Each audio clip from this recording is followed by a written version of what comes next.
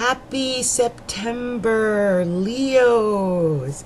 This is Adrian Igo, Capricorntigress of Astrology, a Look Inside, coming to you with your September reading for 2018.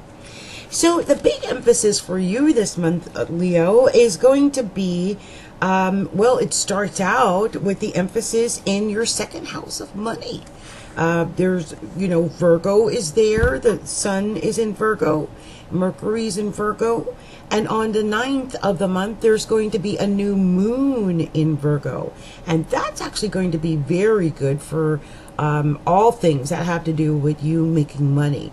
It's actually very good for launching any type of project that you have that, you might want to have some type of financial windfall come from.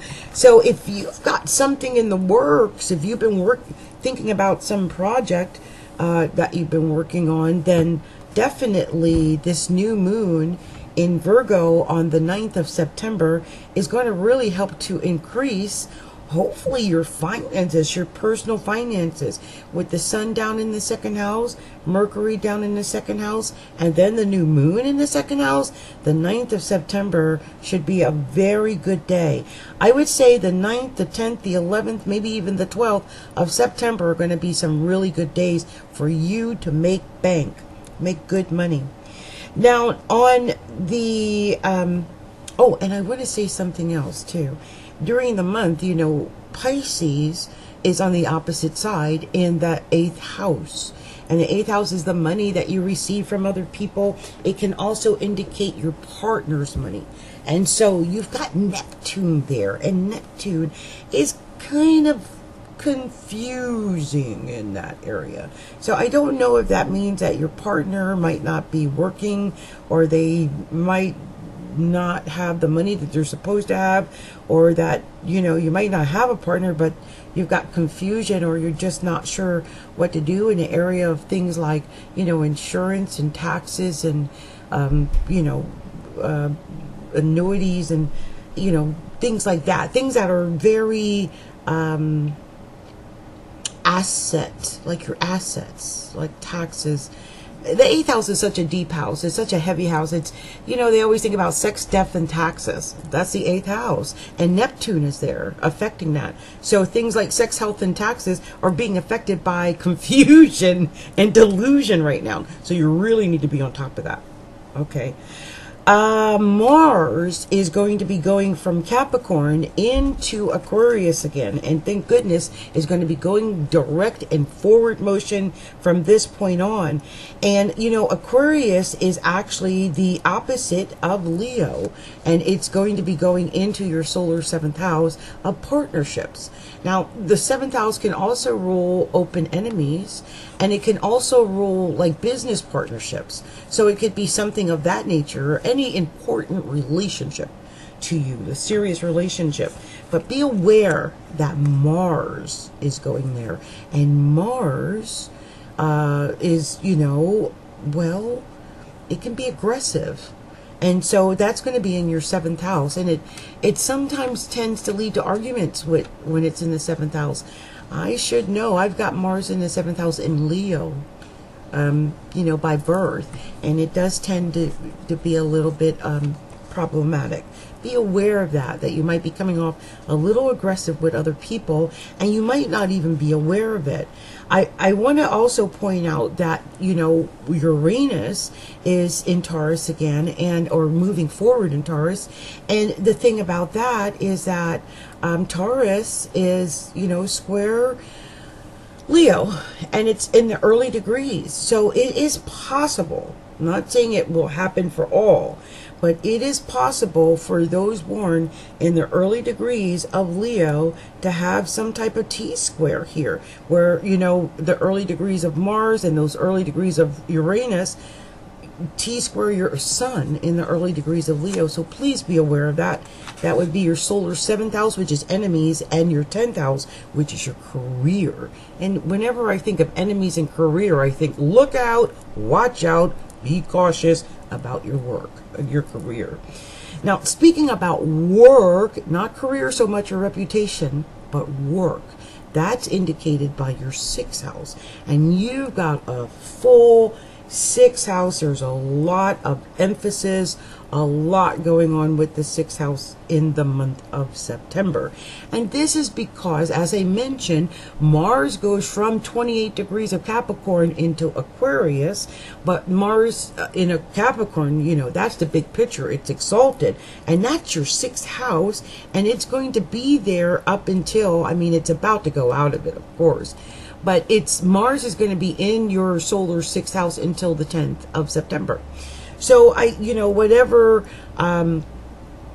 you can get from that experience of having Mars in the 6th house, you've had several months of this off and on, and so I hope you really have taken advantage of what it's been able to do in your 6th house. Hopefully your career or your work life has been projected in some way, and you've become more upwardly, hopefully. Saturn and Pluto are in that 6th house, and those are both very heavy planets to have in the 6th house. On the 24th, there is going to be a full moon in Aries, and that is going to trine you early degrees of Leos as well, because that's going to be happening at 2 degrees of Aries, and that's definitely going to be making some type of wonderful sextile to that Mars in Aquarius. So there's a lot going on that's going to be affecting some of the early degrees of Leo in the month of September. Now, that full moon in Aries is going to be happening in your solar 9th house, and so that would affect education if you're in school, you travel, in-laws. It could affect philosophy, religion, politics, law, justice, all of those things. But something makes you emotional in that area in September. So be aware that the moon will be full on the 24th of September. And once the moon, goes full, it's time to relax and sit back. I wouldn't push forward on anything too major until after the next new moon. So let me go through, and I'll go through each of these aspects one by one to make sure we put them all together. We'll start with the beginning of the month. We start out the month with Venus entering a pre-shadow retrograde. A pre-retrograde shadow it's going to be going into Scorpio, but that's on the 2nd of September. And on the 3rd, there's a Jupiter semi-square Saturn, and that happens, Jupiter is in Scorpio and Saturn is in Capricorn. And so that's going to be your 4th house and your 6th house, something, to do with your home life and your work, probably. On the 5th of September, Mercury enters Virgo. And on the 6th of September, Capricorn, Saturn stations direct in Capricorn. That's going to be at 7 o'clock in the morning, 7:09 a.m. Eastern Standard Time. But I am so excited of the prospect of Saturn going direct. It will hopefully make all projects start moving forward. And with you having Saturn in your work house like this, I wonder how many Leos have had their work life stalling, like just felt stagnant since April. It's going to perk up again. So whatever stagnation you might have felt since late April, it's going to start perking up again.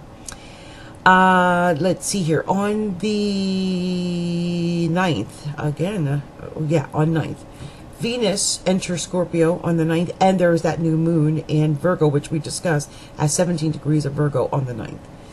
On the 10th, Mars enters Aquarius, and we mentioned Mars already. Jupiter sextile Pluto on the 12th. And Jupiter is going to be at 18 degrees of Scorpio, and Pluto is at 18 degrees of Capricorn, but that Pluto is going to be retrograde. So Scorpio Jupiter sextile Capricorn Pluto. And again, we're looking at the 4th house and the 6th house. So that emphasis again on the 4th house and 6th house. I hope it's not a situation where you just feel too lazy to get up and go to work. Lord, let's hope that's not the situation. On the 20th, Saturn quintiles Neptune at it's going to be at 2 degrees and 43 seconds of Capricorn, Saturn, and the Neptune will be at 14 degrees and 43 seconds of Pisces, retrograde. That should be really creative. And again, we're looking at your 6th house, and that's going to be affecting your 8th house, which is other people's money. So maybe it, hopefully, since a quintile is very creative, I'm hoping that if it was a situation where things were stagnant, that something creative and will come along and really perk things up. On the 21st, Mercury enters Libra, and that is sextile Leo. So that's a very good thing when Mercury goes into Libra. And then the next day on the 22nd, the Sun goes into Libra at 9:54 p.m. Eastern Standard Time. So now you're going to have the Sun and you're going to have Mercury in Libra, sextiling your Sun of Leo, and that is going to be really good. You'll feel that positivity, especially you guys in the early degrees of Leo again. You'll be feeling this. Now on the 24th, I mentioned there's that full moon in Aries. Be aware of that. That's going to be happening on 2 degrees of Aries, affecting again the people born in the early degrees of Leo. So that happens on the 24th. On the 25th, Chiron retrogrades in Pisces, and that Pisces is in your 8th house. So, we started out talking about your 8th house, and I'm going to pretty much end it talking about your 8th house and your 6th house. So I'm going to say this month, a lot of your emphasis is on your 8th house and your 6th house, and as I mentioned earlier, your 4th house of money. On the 30th, Pluto goes direct. Pluto goes direct in Capricorn. Ow! Pluto goes direct in Capricorn at 18 degrees and 45 seconds. That's your 6th house. That bodes very well for you being more powerful in your work and also for things going forward. When I think about Pluto in the 6th house, I always think about someone having power, but I always think about, especially if it, with Capricorn there, I always think there's always some big boss or someone who's kind of blocking your way. You'll have to get over a hurdle or some kind, especially with Saturn there. So you've got Pluto and Saturn in the 6th house, and you'll really be feeling that because of these aspects over the month of September.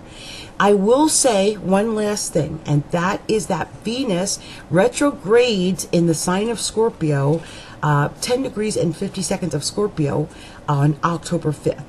And so, as I mentioned in the beginning, we are in that Venus, pre-retrograde shadow all during the month of September. And so I don't know if I would start any new relationships if I were you. Just because, for a couple of reasons, but mostly because you're in the pre-shadow all during the month, and Scorpio is square Leo. So I would maybe hold off on new relationships, unless, of course, they're right after that new moon in Virgo. That's the only time. Anyway, this has been Capricorntigress of Astrology, a look inside, and I hope you come to visit me at astrologyalookinside.com. It has been my pleasure to do your general reading for the month of September 2008. Much love and much light to all. Mwah.